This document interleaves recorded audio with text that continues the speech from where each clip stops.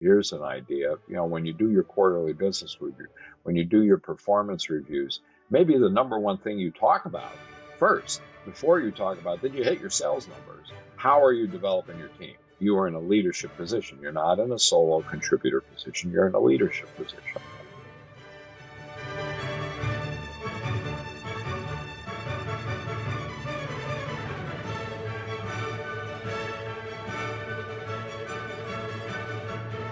Welcome to the Science of Leadership, the podcast dedicated to helping you become a better leader. Here, you'll gain valuable knowledge, hear inspiring stories, and learn the scientific principles that promote exceptional leadership. I'm Tom Collins, your host, and I'm thrilled to have you join us on this journey to becoming a better leader. Today, I'm looking forward to a great discussion with Harry Travis about our responsibility as leaders to train and develop our bench, those who will replace us. Harry holds a bachelor's in pharmacy from the University of Pittsburgh and an MBA from the University of Virginia. He's held multiple senior leadership positions with Baxter Healthcare, Cardinal Health, Accredo, Medco, and Aetna. He was the president and CEO of etectRx Incorporated, a digital health startup, and then joined CVS Caremark as the senior vice president, member services operations, where he led over 20,000 associates serving over 110 million enrollees nationwide. Now, he's the president of the Travis Group, where he provides strategic consulting and executive coaching. And I had the opportunity to meet and get to know Harry when we were classmates in an executive leadership coaching training program at Brown University. Harry, great to see you. Thanks for being on The Science of Leadership. Hi, Tom. It's great to see you too. Happy to be here, and thanks for the opportunity.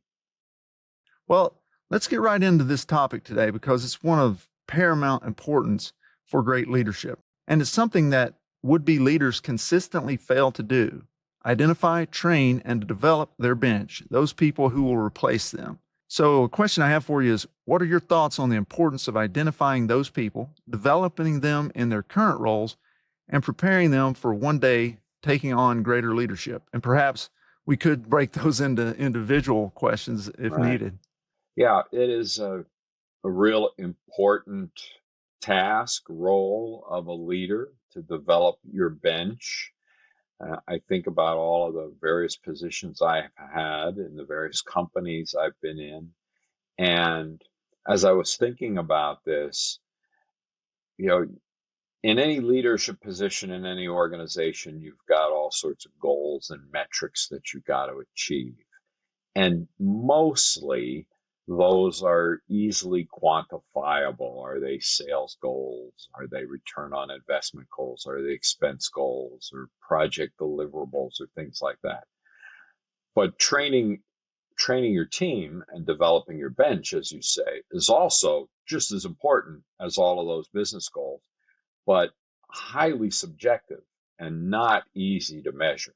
So I think one of the challenges here is to make that as important as everything else, but figure out ways of measuring it and talking about it in quarterly reviews and business reviews and performance reviews, where it's not easy to just kind of push it to the last item on the agenda. Yeah.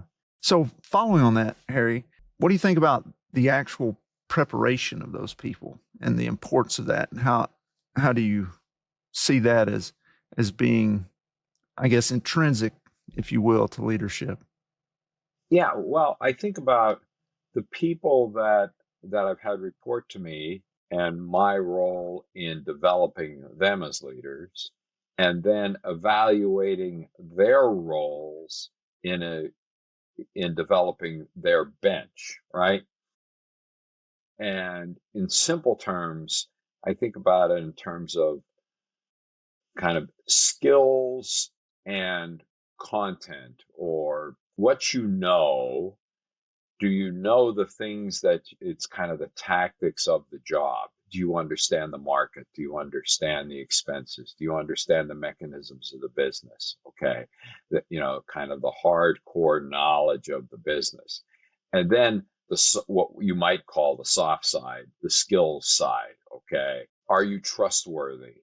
Are you, building a team of trust in the organization? How are your communication skills? The skills that are transferable to any business versus the knowledge that is specific to the business. I'm a pharmacist. I've spent 30 years in the pharmacy healthcare business. So, we look to hire people who understand, drug distribution channels or drug insurance or how drugs are used, or that sort of thing.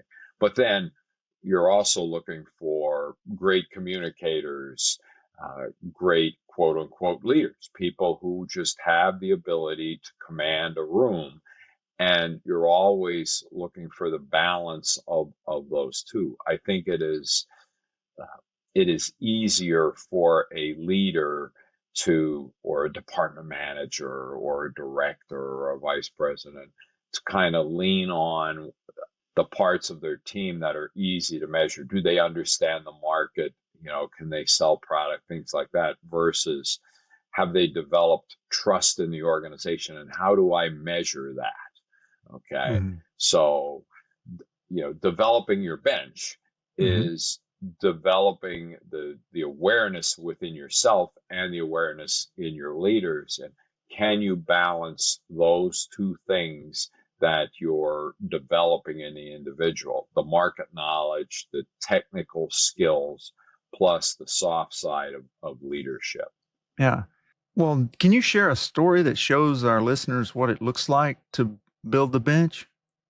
Well, I was thinking of, without naming names, I was thinking of an individual that reported to me when I was running a large pharmacy organization, and I had, different functions reporting to me: a finance and accounting function, a regulatory function, a sales organization, and an operations organization. As I think back, and as I was thinking about your question, person who was leading the operations function ultimately retired, and the succession into her position was absolutely seamless. And I thought back on it. I'm like, okay, why was that so smooth? Why did that work so smooth? And one of the things, as I thought back on it, was that individual, that leader, and we'll call her Mary. Mary was, of all of my direct reports, Mary seemed to be the person that was most confident in herself and self-assured in her role, never seemed to be kind of flustered in any situation. And I think it was because she did the best job of delegating to her team as opposed to internalizing kind of the work requirements. Mm-hmm. I think about all of the other people that were reporting to me, at one point or another, they were kind of always on the point of, they were resolving the issue or they were managing the crisis. I can't recall a situation where Mary was that person. It was more Mary and her team. So, okay, this is going to sound overly simplistic, but maybe there's one rule here, that the best delegators are also the best developers of their team and their bench. Mm-hmm. And delegation of responsibilities is an indicator. It's a surrogate, something you look to in terms of, okay, how well are you developing your team? Is how well do you delegate work down? Mm-hmm.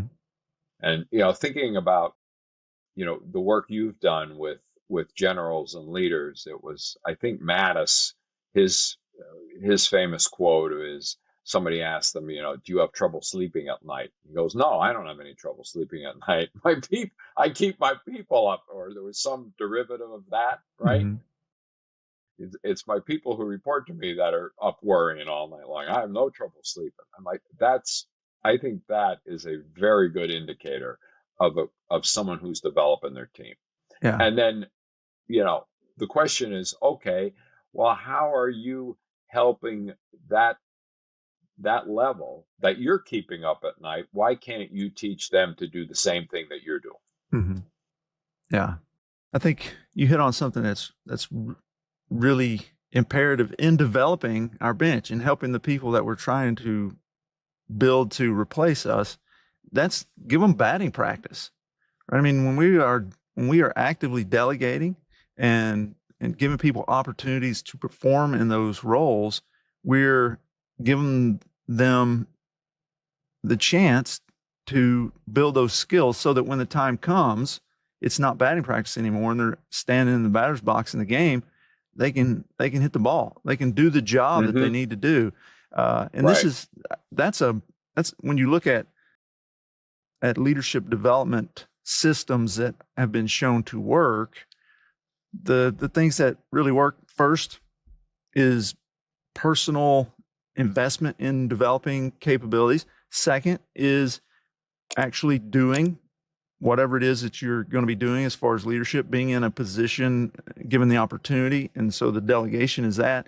And then third is mentoring. So I would say that Mary probably did at least two of those, in that she probably mentored those people and she clearly delegated and gave them the opportunities to swing the bat before it was in the game. Right. Yeah. Well, that's great, Harry. I was wondering, as you were talking about, I asked about a time when it really worked. Do you have a story on the opposite end of that? That is, can you think of one where you saw a leader fail to train their replacement and that had significantly negative impacts? I've seen that more than once, and I think the common theme, as I thought about it, you were kind enough to give me an advance kind of look at the questions and think through this.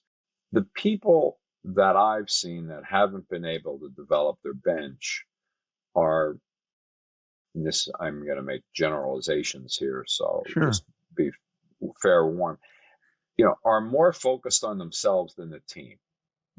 And it may be, and this is where whoever their boss is needs to step up. But if you have someone who is insecure in their leadership position, if you have someone who always feels, or you can see that they are the ones making the presentations or solving the problems, okay, that should be a big red warning flag. If somebody isn't comfortable enough in their own role and their position that they can't highlight the work of their team below, is going to be a problem. A lot of times people are in positions get created or succession events occur that are not planned. Somebody gets sick. Sure. Somebody takes another job, that sort of thing. It's not like all of these successions are well thought out and well planned in advance. So if you as a leader are sitting there thinking, okay, I've got somebody working for me who isn't doing a good job of developing their team, well, I've got time to work on them. Well, maybe you don't, because Right. who knows what could happen. There could be a management shakeup and you need to take out a layer of management. All of a sudden, oh my heavens. Okay. So this just gets back to what we said at the very beginning, that in today's environment where there's so much turbulence in the workforce and in corporations, succession planning and developing your bench, like I said, should be at the top of the list of priorities.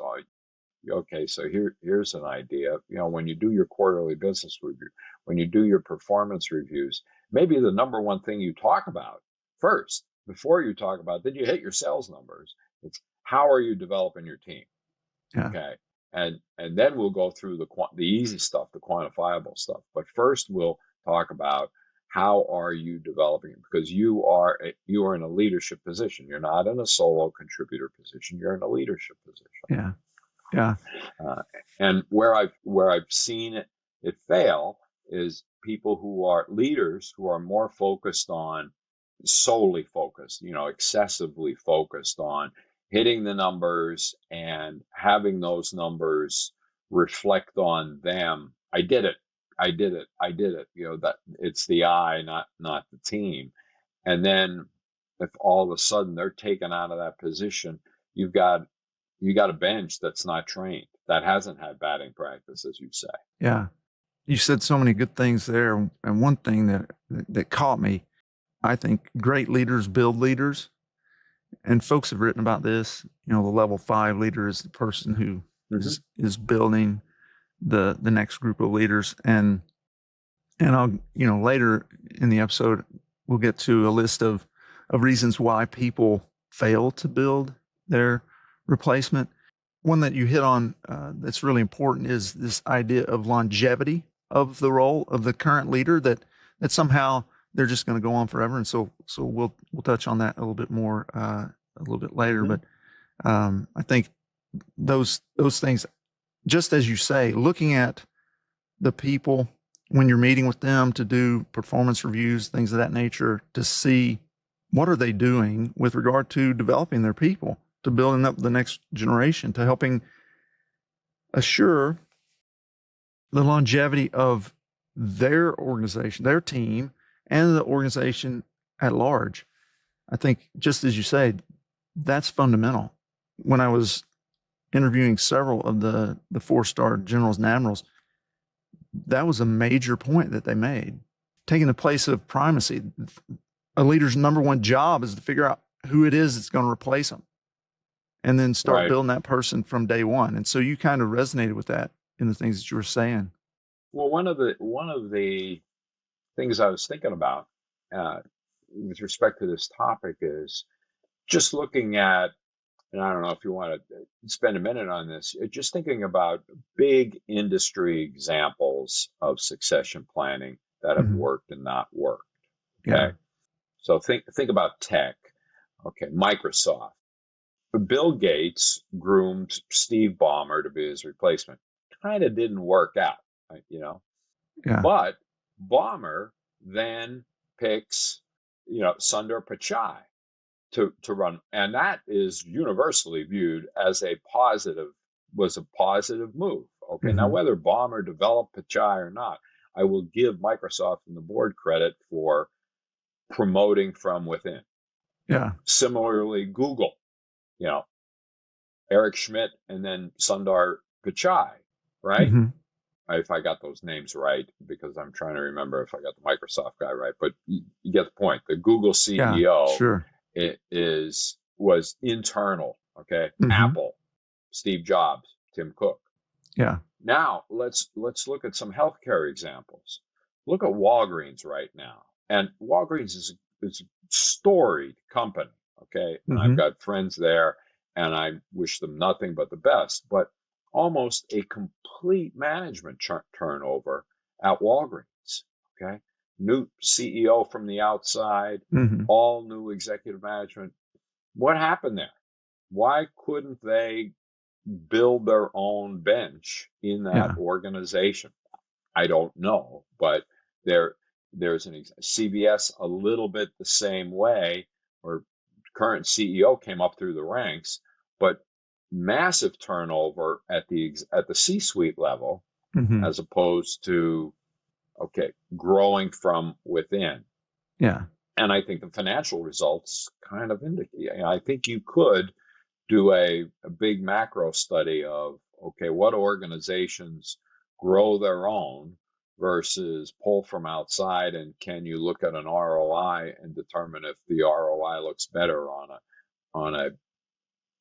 organizations that do a really good job of, as you say, building their bench. Yeah, there's certainly data people have studied on smaller scales, but people have studied success of external versus internal. So external hire versus internal promotion, and consistently the internal promotion tends to be more favorable. Is it possible that you can get an external hire and they will be able to do the job well? It is.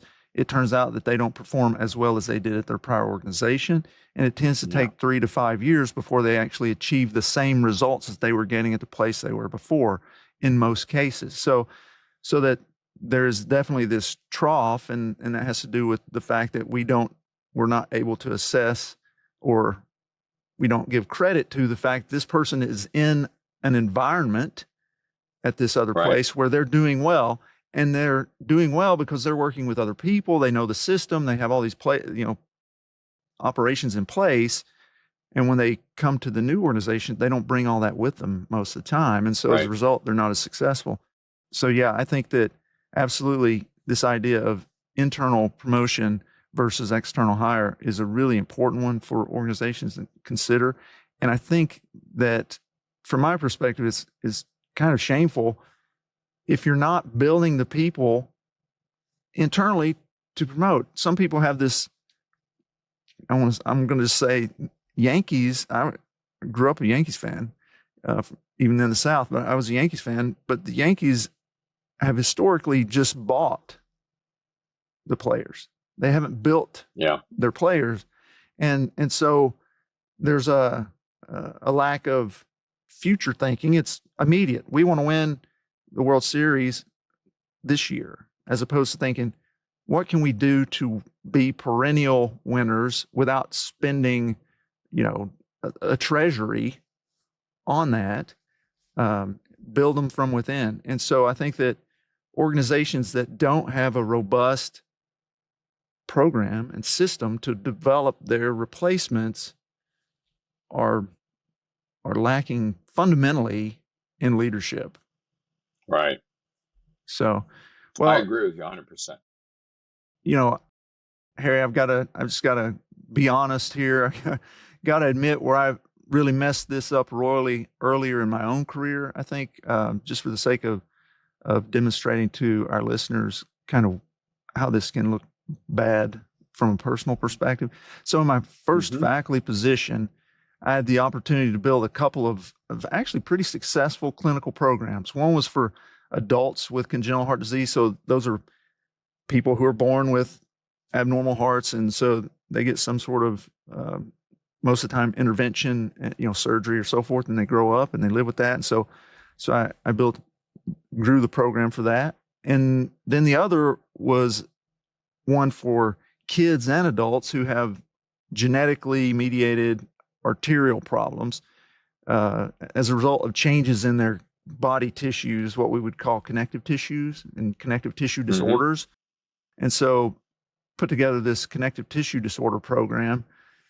And it was really a good program. I mean, it was non-existent. And so we started that. We were able to draw patients from other states and even across the country in a number of cases, which was not a common thing for the cardiac program there where I was. But the problem was it all hinged on me. Maybe I was hopeful, ignorant. I'm not sure that it didn't hinge on me, that I wasn't as important or something. And so when I was recruited to Stanford to build a bigger and better iteration of that first one folded. It totally ceased to exist. As soon as I left, it was like a switch was turned off. And that is a tremendous failure on my part. I didn't think about the need to train my replacement, at least not until it was too late. I never gave someone else the opportunity to get in there and build that expertise, to lead and to continue the program. And fundamentally, I let down the cardiology division and the hospital, but most of all, I failed those patients and families. And that is an indictment on me. Now, I will say there's a happy ending to some degree. I'm happy to report that I learned from it and I corrected it. So when I was being recruited to move to Stanford, I repeatedly told them that it was my goal to build, air quotes, a plug and play program. And that was the term I kept using so that they would understand that I was interested in the continued success of the program, and that continued success not being contingent on Tom Collins being there or not. And I was able to do that. Part of that was because I went there with the expectation that it wasn't going to be a forever position. When I was going there, I asked the surgeon, how long are you going to be operating? He said 5 years. Looked at our family, 5 years from that point, my daughter would be graduating high school. My son would be about to start high school. Okay, 5 years. I'll work with this surgeon 5 years and we'll be done. Okay. And so my target was, we'll be here 5 years. And I told him that from the outset, straight on. And so I think that was beneficial, in addition to the fact that I came there saying, I'm not going to make that mistake again. So I had that limited time horizon that I didn't think of in the first position, and having that, I just started thinking about it differently, and it kept me focused on keeping the program successful over the long term. And as a result, I was able to identify and work with several potential successors, and found one, was able to train her, who she's a phenomenal, I refer to her as my protege, and she's now leading that program exceptionally well. And I can't tell you how much satisfaction and fulfillment that I've gotten from helping her build her career in that way, and then watching her soar. And additionally, I know the program's in great hands with a bright future. So I screwed it up royally at the first place, but I learned from it and was able to enact a different plan in the second place. And it's one that I'm tremendously proud of in that regard. So. Yeah, listening to you, I think there's something else that's important that you did in the second program at Stanford, and that is you made your goals public. I'm going to make this a plug and play, and it sounds like you told everybody that. Mm-hmm. So it's one thing to have a goal. It's another thing to publicize it and essentially put your metric out there for everybody to measure you against it. And it gives you, an added incentive. Okay. If I miss this, everybody's going to know I miss it, as opposed to, well, I haven't told everybody that I'm going to do it this way. So therefore, if I don't pull it off, no one's really going to know that I failed. So I think that public aspect of making that, job number one, and making it public is real important to this building your bench, goal. Yeah. Yeah. That's a valuable insight, and it's true. I think folks have done research on all sorts of things. If you tell other people, I'm going to start a podcast, or I'm going to lose weight, or I'm going to do whatever. Right. If you write that down, you publicize that to people, then you feel this social pressure to live that out, and it's helpful. So I think you're right on that. That brings up another question. Since this issue of failing to train the bench seems to happen commonly in all sorts of organizations, what do you think are the drivers of it? I think it is the organization not culturally making it kind of part of the fabric of the organization. Mm-hmm. You hear organizations say, we're a sales-driven organization, we're an innovation-driven organization, we're a Six Sigma organization, that sort of thing. You rarely do you hear an organization talk about boldly and publicly about how we're a developer of people. If you go back maybe 20 years I was reading an article about, the glory days of GE. Yeah. When they had their executive development center in Croton, Connecticut. People who grew up in that GE management structure, it was better than a Harvard MBA. And GE really put that out there. There aren't many companies that are doing that anymore. Yeah. That actually segues really well into some of the things that researchers have investigated on this. And so it turns out there have been a lot of studies on this, and they've looked into why leaders fail to train their replacements. And I don't want to dwell on the negatives too long, mm-hmm. Because I'd rather focus on ways to make it sure that we train our replacements. But I will give you and our listeners 8 reasons that scientists have identified for why leaders fail to train their replacements. And as always, I'll include references in the show notes and in the description. But number 1, fear of being replaced. People think if they train someone who's superb and somebody that has a lot of energy, perhaps because they're younger or whatever, they can be replaced. And so as a result, they don't train those people. Number two, and we've hit on this a little bit, ego and identity are tied to the leadership position. A lot of folks want to think they're irreplaceable. So you see that a lot in company founders and big name CEOs. I think you see that very frequently.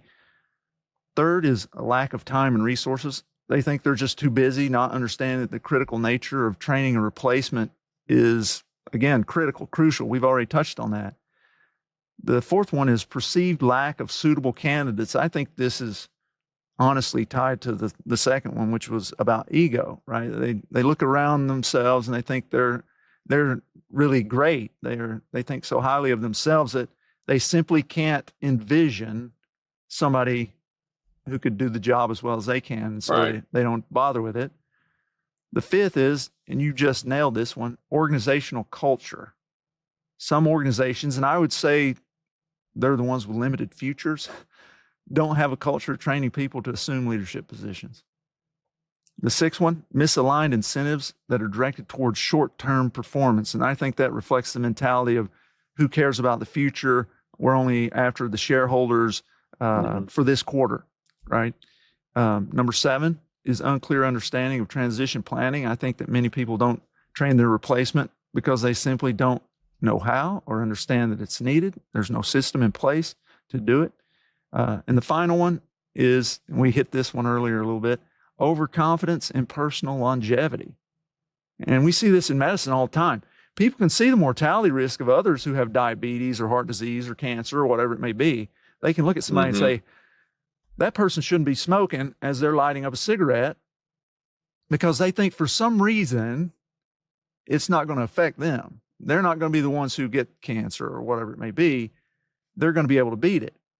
And I think it's the same with leaders who don't recognize that none of us are getting out of this life alive. So I think those are the 8 things, and so you've touched on a few, but any of those others that I brought up strike a chord with you, Harry? As I listen to those, one of the thoughts that comes to mind is as a leader is talking to their potential replacements and you're working with your team, performance appraisals and things like that. I think the challenge is to really understand what are the personal goals of the people who report to you, your future leader, and really talk to them and understand what are their goals. Not everybody wants to be you. Not everybody. Yeah. And you should have a candid conversation with everybody about that, because oftentimes you're just assuming everybody wants to move up one rung on a ladder. That may not be the case. And being able to have a candid conversation when somebody says, yeah, I do want to get ahead. Okay, well, can you have the conversation with that individual about, okay, what you're lacking and what you don't have? But I think it starts with an honest communication one-on-one between you and the person, your subordinate. What are your personal goals? And can I, as a leader, align your personal goals to my development program or skills with you? Yeah. I mean, I think that you've hit on something that's really important, fundamentally important, is the idea of figuring out what the other people want. I've certainly, in my career, when I was trying to identify somebody to train up and replace me, there were people that weren't interested in it. And so if that's the case, it does you no good, does them no good to try to force it. So find the people that do have interest. Studies have shown with regard to leadership that a desire to be a leader is actually important in being a good leader. And so trying to foist that upon somebody is a bad idea. So we hit on 8 negatives there. But I'd like to shift to, again, the reasons, or at least 3 reasons why we need to be training our replacements. If I can share those with you. It's pretty clear from the scientific leadership literature that Leaders who prioritize identifying and developing their replacements are not only demonstrating strong leadership, but are also contributing to the long-term stability and success of their organization. I touched that a minute ago. Building that bench, or what we might call succession planning, that tends to be more commonly used term, is valuable in several crucial ways. Again, highlighting three of those. First, it prioritizes organizational stability and continuity. Developing your replacement ensures someone is ready to step in when needed, which leads to smoother transitions, reduces operational disruptions, and maintains institutional knowledge. By building those replacements and giving them the training and opportunities to take on bigger roles, you create a strategic advantage for your organization. Those people you're developing become more capable, they start exercising that capability, and research shows that they adapt more quickly to change and are able to maintain operational consistency. And so the third thing I'll mention is that training on replacement creates a culture of professional development, empowerment, and mentorship. When we do those things, we not only have much more capability in our people in the organization, but we also create a system that propagates into the future, creating sustained leadership longevity. So those are three major advantages to training up our replacements. So Harry, we've covered a lot today, but the final question I have for you is, how can we make this practical for our listeners? How have you done this in your career? I'll give you one example that, when we touched on the topic of culture, and one of the organizations I worked, we had well over 100 supervisor positions, big organization. And we had at least 100 supervisors. Each supervisor had 15 to 20 different individuals. And the supervisor was the first line of management. And we decided at the beginning of one year to just declare that year the year of the supervisor. And, just broadcast that across the company, and with no real definition underneath it other than we'll figure it out as we go. But we just wanted to let the supervisors know how important they were.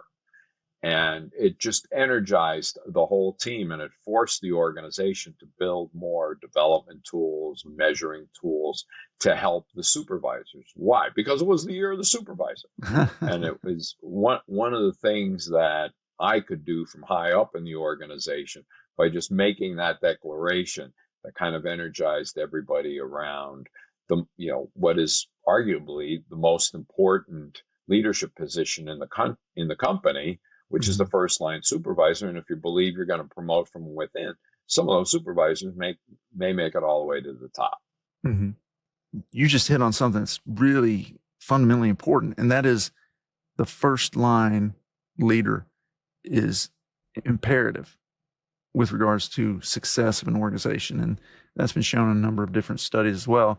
One thing that's clearly tied to it, and we'll have a guest on down the road, a friend of mine named Tate Shanafelt, who's a physician and is the world expert on physician burnout. And his work has shown that the capability of that first line leader is the thing that's most closely associated with preventing burnout and maintaining retention in an organization. So training those people, vitally important. As I think about the things that we could do practically, we've hit on so many of them, sort of to round those out. The first is have a mentality of developing your replacement. Recognize that is the mark of a great leader, that you're identifying and training your replacement. Number two, actually try to do that with more than one person, because you never know what's going to happen with your proteges, as it were. They may not work out. They may decide to leave. They may have a personal health crisis. There are so many different things that could prevent them from becoming the people that you're hoping them to be and the leaders that you're hoping. So you got to plan for that potentiality. The third thing is give them batting practice. Actually give them opportunities. You hit on this idea of delegating and giving them the ability to have a chance to, swing the bat and so forth. So I think that's one that's important. Another thing that I don't necessarily think we hit on so much is to make it known to other people that this person is the person that you're training to take your place. I think that's vitally important as well. So those are some things that our folks can really do to try to develop their replacements. Well, Harry, as always, it's great to talk with you. Thanks again for being on the Science of Leadership. Thank you. And you're welcome. I had a great time. You're doing great work. Thanks a lot. Yeah. Thank you for joining us on this episode of the Science of Leadership. We hope today's discussion has inspired you and given you valuable insights to help you become a better leader. Remember, leadership is about helping those we lead do great things. It's a journey of continual growth and learning. When we embrace that journey with curiosity, courage, and humility, we can confront challenges, overcome barriers, and foster environments where everyone can succeed. If you enjoyed today's episode, be sure to follow or subscribe, leave a comment, and share it with others who are passionate about leadership. Until next week, keep leading with character, competence, caring, and communication. This is Tom Collins. Let's keep growing.